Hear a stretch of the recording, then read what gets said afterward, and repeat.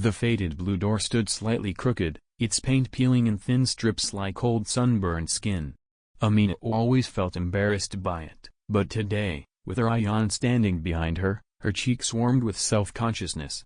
She tapped the wooden frame with her knuckles, 3 light knocks, the signal everyone in the lane used. From inside came the familiar sound of metal pans being shuffled, then the patter of footsteps. A neighbor's door creaked open, and an elderly woman peeked out, watching curiously. Children who had been chasing a ball suddenly slowed, drawn to the stranger in the expensive suit. Amina pushed the door open gently. "Please. Come in." Ryan stepped inside with quiet respect, taking in the small room. It was humble and worn, but spotless. A thin curtain separated the sleeping space from the living area. A small table held 2 mismatched cups, a plastic jar of tea, and a cracked plate with sugar cubes.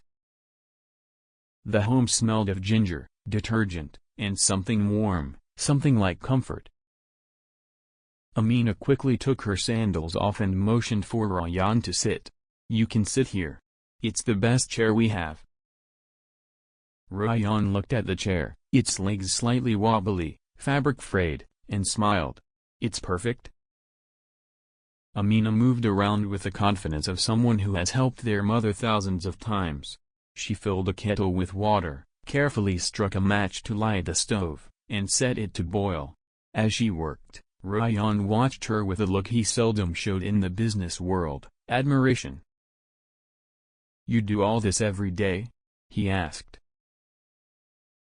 Amina shrugged lightly. "Mama is too tired after work. And I like helping. It makes me feel useful." Ryan nodded thoughtfully. Not many children think like that. Amina hesitated, then asked, "What do grown-ups think about?" Ryan took a long breath, as if the question carried more weight than she realized. "Mostly problems, money, deadlines, things they think are important. But sometimes they forget the simple things, the ones that actually matter." She looked up at him, curious. "Do you forget?" His eyes softened. "More often than I want to admit." The kettle whistled softly, and Amina made tea with careful precision, placing 2 cubes of sugar in his cup, stirring gently, tasting a drop on a spoon to check the balance. 12-year-old Amina had always carried responsibility on her small shoulders, but she never complained. In their tiny home at the end of a narrow lane, she was known as the girl who understood things without being told. Her mother, Nadia, worked long shifts to keep the house running, and Amina willingly stepped in whenever needed. That morning was no different. Nadia rushed into the house, breathless, wiping sweat from her forehead. "Amina, beta, listen," she said, her voice trembling slightly. "Your cousin is arriving today. I was supposed to pick him up, but my supervisor just called. They need me urgently." Though surprised, Amina nodded without hesitation. "It's okay, Mama, I'll go." Her mother hesitated, frowning with guilt. "Are you sure? The station will be crowded. Just hold this sign with his name so he can find you." Amina took the folded paper gently. The letters, written in her mother's careful handwriting, read, Hamza. Nadia cupped Amina's face. "Be careful, don't talk to strangers, and come straight home." Amina smiled. "I will." The walk to the station was long, noisy, and hot. Vendors shouted over each other, buses honked aggressively, and the scent of roasted corn mixed with engine fumes. Amina kept the paper clutched tightly. She repeated her mother's instructions in her mind, determined not to fail. Inside the station, chaos unfolded like a storm. People rushed in every direction, families reuniting, travelers arguing with porters, children crying for lost balloons. Amina stood on her toes, searching for someone who might resemble a cousin she had never met. Minutes passed. The crowd thinned and swelled again with each arriving bus. Amina's heart began to sink. What if she missed him? What if he walked past without noticing her? What if he was waiting somewhere else? She took a deep breath to steady herself. That was when she noticed him. A tall, well-dressed man stood near the entrance, suitcase by his side.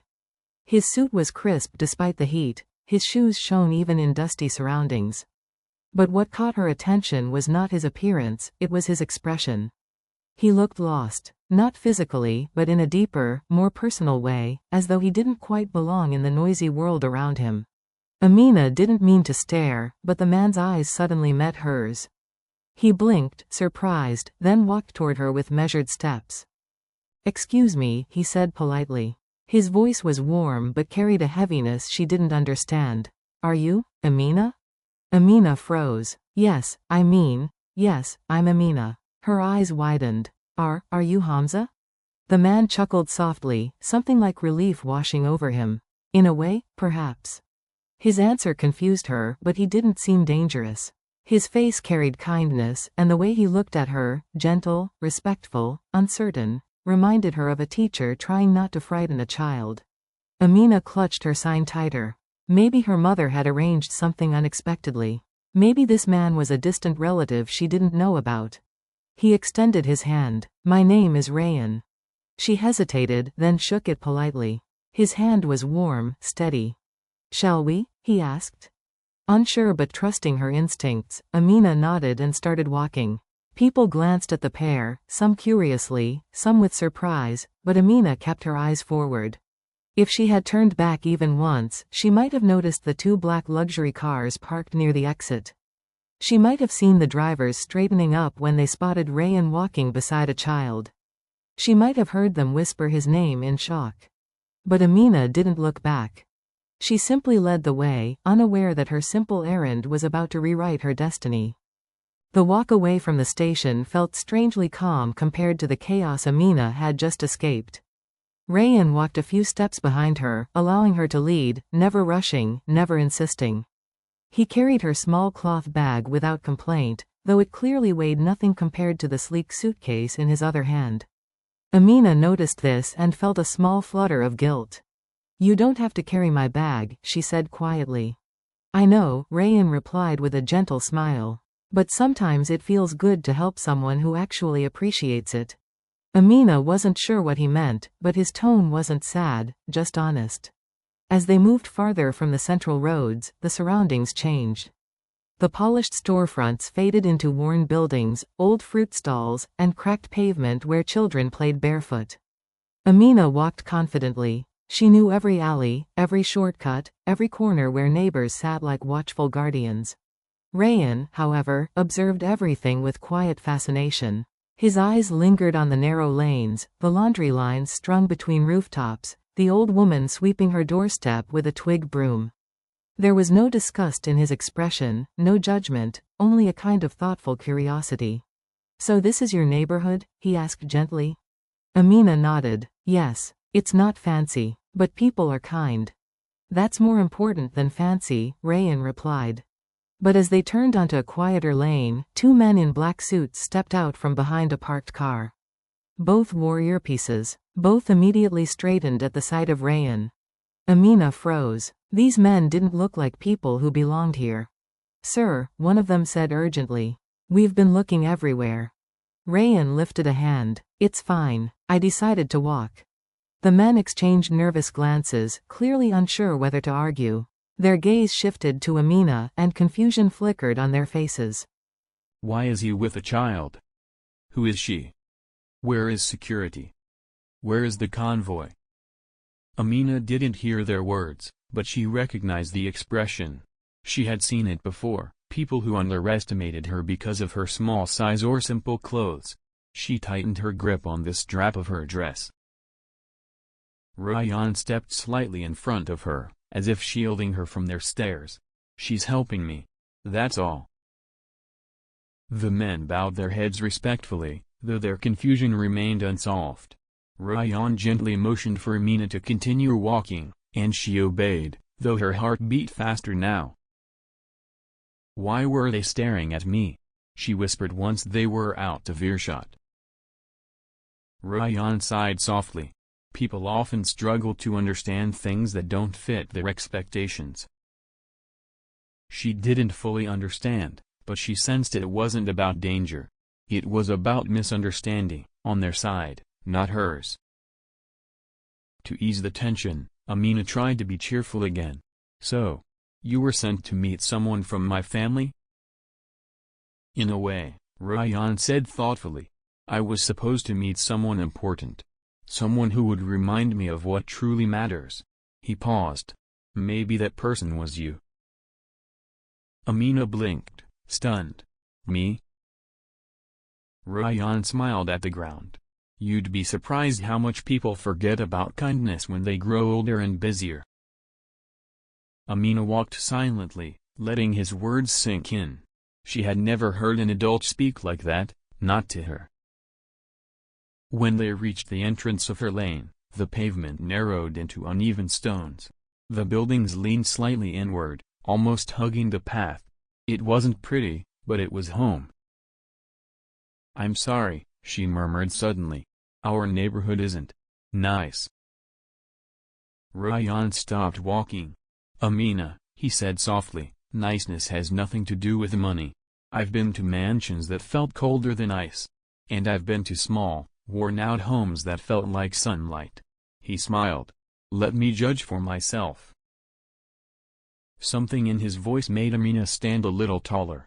She nodded slowly, leading him to the door with the faded blue paint and no working doorbell. This is it, she said. Ryan looked at the home with gentle respect. Then this, he said, is where I'm meant to be today. She handed the tea to him with both hands, as her mother had taught her. Ryan accepted it the same way, as though it were a priceless gift. Thank you, he said. You serve tea with more respect than people serve million-rupee meals. Amina laughed shyly. Mama says respect makes tea sweeter. Ryan smiled behind the cup. As he sipped, he observed the room more closely. On the wall hung a single framed picture, Amina and her mother, smiling at the beach years ago. The frame was cracked in one corner. Next to it was a school certificate with Amina's name written in careful handwriting, awarded for excellent conduct and responsibility. Ryan's eyes lingered on it. Your mother must be proud, he said. Amina looked down at her hands. She works so hard. I want to help her. Maybe get a scholarship or something one day. A flicker of interest sparkled in Ryan's eyes, but he hid it quickly. Before Amina could continue, the blue door opened with sudden force. Her mother, Nadia, stumbled inside, breathless and sweating from rushing through the humid streets. She froze instantly when she saw who sat in her chair. The color drained from her face. She whispered hoarsely, unable to breathe. Sir. You? What are you doing here? Amina blinked between them, confused. You know each other? Ryan set his cup down, calm as ever. In a way, he replied gently. And today, your daughter reminded me of something I had forgotten for a long time. Amina didn't understand. But her mother did. And her legs nearly gave out beneath her. For a moment, the small room fell into absolute, breath-holding silence. Amina's mother, Nadia, stood frozen in the doorway, her hand still gripping the frame as if she needed it to stay upright. Her chest rose and fell rapidly while her eyes darted between Ryan and her daughter. Amina didn't understand, but she could feel something heavy in the air, something far bigger than a misunderstanding at the station. Mama? She whispered, stepping closer. Nadia slowly placed a trembling hand over her mouth. Amina. Beta. Do you know who this is? Her voice cracked, barely audible. Amina looked at Ryan, kind eyes, soft smile. He didn't look dangerous or frightening. Just important in a way she hadn't grasped yet. No, she admitted honestly. I thought he was. I thought. Ryan stood, placing the teacup gently on the table. She thought I was someone she was supposed to meet, he said kindly. And she helped me without a second thought. Nadia swallowed hard. Sir. You're supposed to be in your office today. There was security, a car, an entire team waiting. Ryan lifted a hand, stopping her apology. I know. I walked away. Nadia nearly collapsed onto the chair Amina had offered him earlier. Why? She whispered. Because, Ryan said, turning toward Amina with a thoughtful softness, I wanted to see something real today. He reached for his sleek black suitcase, the one Amina had assumed contained clothes, and unlatched it with a quiet click. Inside were neatly arranged folders, sealed envelopes, and crisp documents. Nothing personal. Everything official. Amina, Ryan said, do you know what I do for work? She shook her head. Before he could answer, Nadia whispered, he's the owner of Malik Holdings. She bowed her head slightly, unable to meet his eyes. The man who signs my paycheck. The man whose building I clean every night. Amina's heart skipped. She had heard that name before, on the news, on billboards, spoken in the schoolyard by boys dreaming of business success. Malik Holdings was the kind of company people only talked about with awe. Ryan watched Amina closely, trying to understand her reaction. But the little girl simply took a slow breath, then asked gently.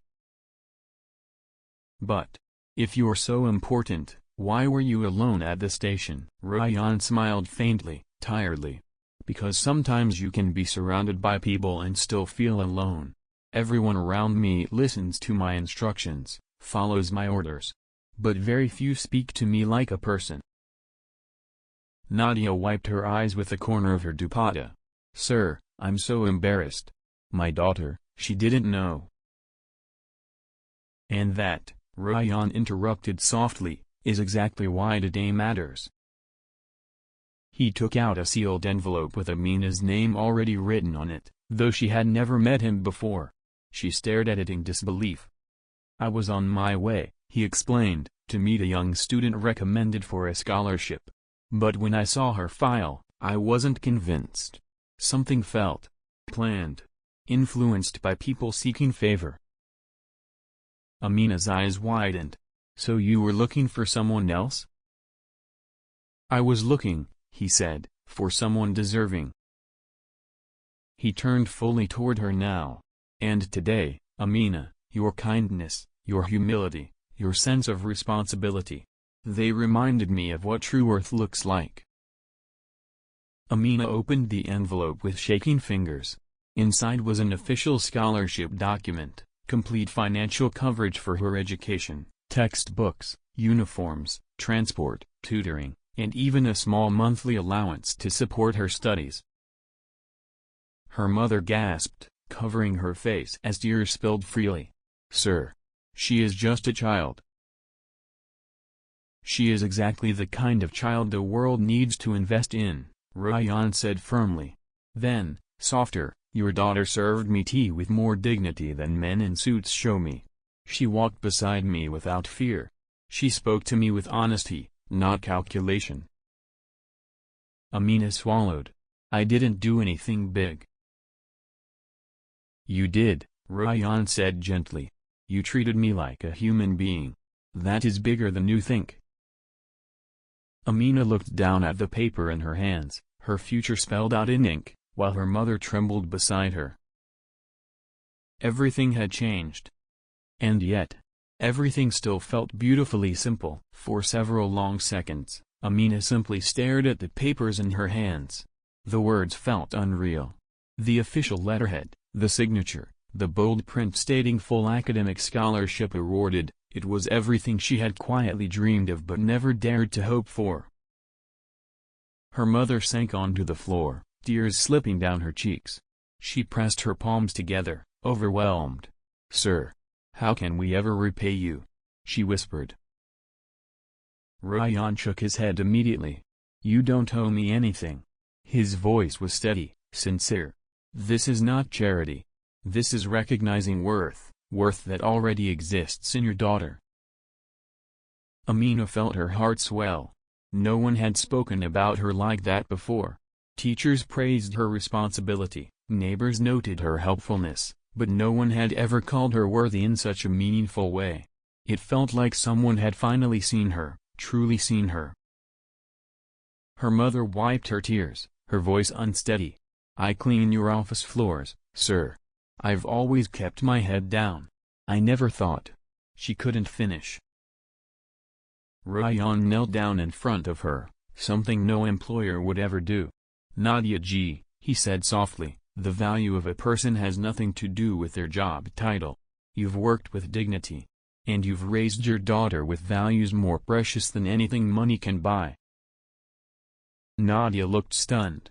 She had never imagined a billionaire kneeling in her living room, speaking to her with such respect. Amina stepped closer. "Sir," she said timidly, "are you sure? You want to give this to me?" Ryan smiled. "Amina, tell me something. Why did you help me today?" She blinked. "Because you looked lost. And Mama wasn't there. And someone needed help." "Exactly," he said warmly. "You didn't help because you wanted something. You helped because it was the right thing to do." His eyes softened. "That's the kind of person who deserves every opportunity in the world." The room felt lighter now, filled with a quiet glow of hope. Amina's fingers gently brushed the scholarship papers, as if afraid they might dissolve. Ryan stood and straightened his jacket. "I'll handle the admission process personally," he continued. "You will receive new uniforms, books, transportation support. Everything. All you need to do is study and stay true to yourself."